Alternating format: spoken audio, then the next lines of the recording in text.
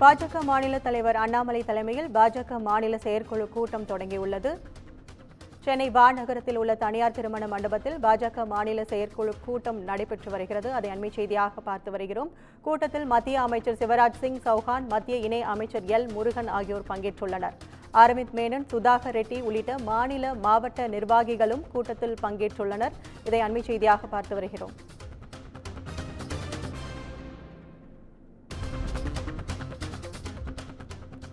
பாஜக மாநில தலைவர் அண்ணாமலை தலைமையில் பாஜக மாநில செயற்குழு கூட்டம் நடைபெற்று வருகிறது.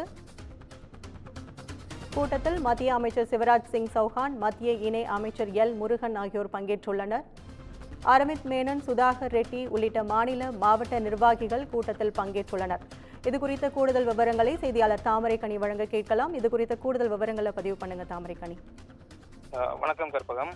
தமிழ்நாடு பாஜகனுடைய மாநில செயற்குழு கூட்டமானது பாரதிய ஜனதா கட்சியினுடைய மாநில தலைவர் அண்ணாமலை தலைமையில வானகரத்தில் இருக்கக்கூடிய அந்த ஸ்ரீவாரு திருமண மண்டபத்தில் இருக்கக்கூடிய அந்த வளாகத்தில் ஒரு கூடம் அமைக்கப்பட்டு தற்போது இந்த செயற்குழு கூட்டமானது தொடங்கி இருக்கிறது. செயற்குழு கூட்டத்தை பொறுத்தவரை பாஜக மாநில அண்ணாமலை தலைமையில ஒரு 300க்கும் மேற்பட்ட அந்த பாஜக செயற்குழு உறுப்பினர்கள், பொதுக்குழு உறுப்பினர்கள், சிறப்பு உறுப்பினர்கள், இது போல ஒரு 3000த்துக்கும் மேற்பட்ட உறுப்பினர்கள் இந்த தற்பொழுது கலந்து கொண்டு இந்த கூட்டமானது தொடங்கி இருக்கிறது. இந்த கூட்டத்திற்கு சிறப்பு அழைப்பாளராக மத்திய வேளாண் மற்றும் விவசாயிகள் நலத்துறை அமைச்சராக இருக்கக்கூடிய சிவராஜ் சிங் சௌகான் மற்றும் மத்திய இணை அமைச்சர் எல் முருகன், அதுபோல தமிழகத்தின் மேலிட பொறுப்பாளர் அரவிந்த் மேனன், இணை பொறுப்பாளர் சுதாகர் ரெட்டி உள்ளிட்ட பலர் இந்த செயற்குழு கூட்டத்தில் கலந்திருக்காங்க.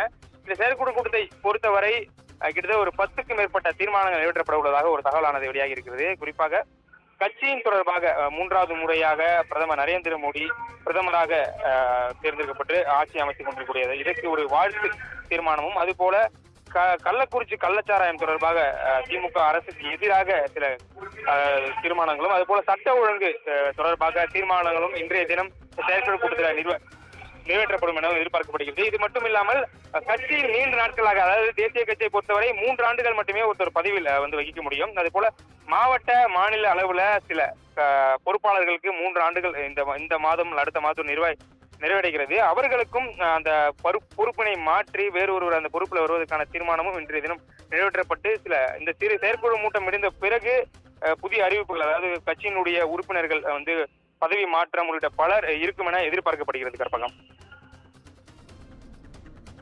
உங்கள் விவரங்களுக்கு நன்றி தாமரைக்கனி.